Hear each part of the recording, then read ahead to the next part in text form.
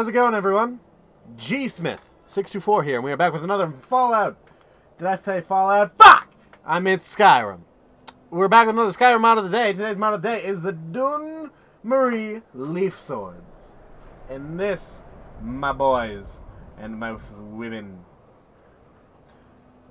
is by Billy Rowe.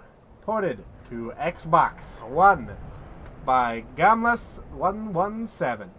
Now, in order to get this item, what you have to do, you actually have to go to a certain place, start a quest, and finish that. You don't even have to finish the quest, but you have to come to Halualu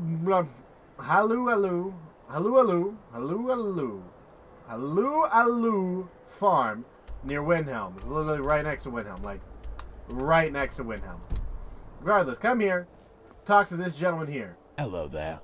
Say, you wouldn't happen to know any blacksmiths that can forge ebony, would ya? Really? Fantastic. I'd like to commission you an ebony leaf sword, as in this manual I have here. I will pay handsomely and provide the materials. Excellent. Here, the materials and the manual. You'll get your pay when the sword is finished. But yeah, so you come here. Have you completed the sword yet? Talk to this dude.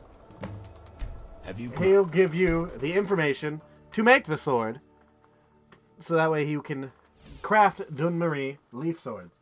There's two variants of the Dunmeri leaf sword. There is a steel version and a ebony version.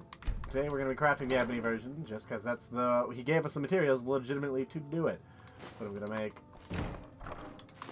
just get a little more ebony real fast. Then come to a blacksmith forge, and it will be under steel, not ebony. Just an important note, even the ebony one will be under steel. But you do need the ebony crafting skill to make them. I know, it's weird. But yeah, so the Dunmeri Ebony Leaf Sword, there's two versions of it, as you can tell. There's one that has 69 damage, giggity, and there's one that has 23 damage. It won't be the exact same because it depends on your crafting skill and your smithing skill, all that stuff. So it may not be exactly the same damage. Also, it depends on what type of weapon you've been using, one-handed or two-handed, all that good stuff. So it won't be exact same damage for you guys, most likely. But the 69 damage, giggity, is a two-handed version, while the 23 is a one-handed version. There's no difference in cost to make them, but you do need to make a one-handed one for our friend in order to craft it. That's the one he wants. But then, as you can see, if you just go slightly lower, there is a steel version, which is just a lot brighter in color. It does a little less damage, but it's not too less. As well as costing 3 steel ingots instead of 3 ebony ingots, making it much more affordable to the player. Granted, when you finish the quest to make the sword, he'll give you the material to go ahead and just craft it yourself. Like, he'll give you enough for another ebony one. But maybe you want to use the steel one, man. Who knows? I don't judge. But, just get a little detail on these swords, because they are so fucking beautiful. Let me go ahead and just drop both of these onto the ground here. You may be asking, why am I doing that? Because I want to show how much attention to detail these swords have. So we're zoomed in as far as we physically can be. And as you can see, there's not a lot of detail on the top of the sword, but as you get lower and lower here, you can see the etching and the detail on the sword, as well as on the other side. I can flip it. Okay, well, oh fuck, I've lost, there it is. So, there's not a lot of etching and stuff on the steel one, but on the ebony one, you can see there the attention to detail on that. Like, look at that. The floor looks like absolute shit, but the sword itself looks fucking breathtakingly beautiful. You can see the individual fucking stitches on this fucking sword. Each individual line that you had to an expert would have to craft onto that sword. Like, that is fucking amazing. Like, just look at that.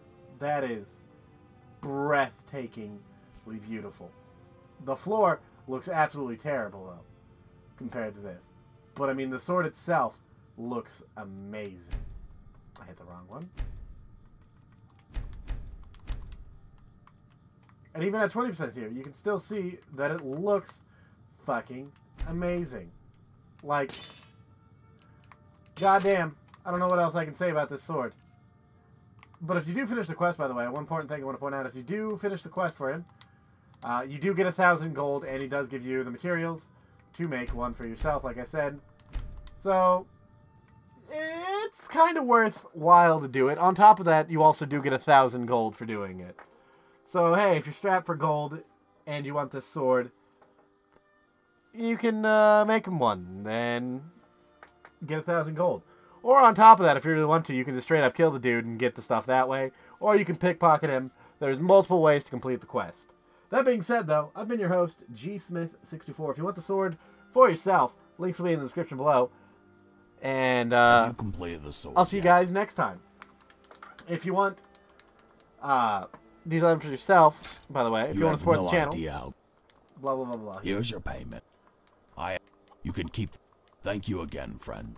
But farewell. If you want to support the channel and everything I do, hit that like button, comment down below, and subscribe. And if you really want to support the channel, why not buy me a coffee? Links in the description below, or you can subscribe, $3 a cup for a coffee, or you can subscribe to my Patreon, $1 a month. That being said, I've been your host, GSmith624. I know this one is a little longer than the usual, but I wanted to get all that goodness in here for you guys. So that being said, I'll see you next time. Peace!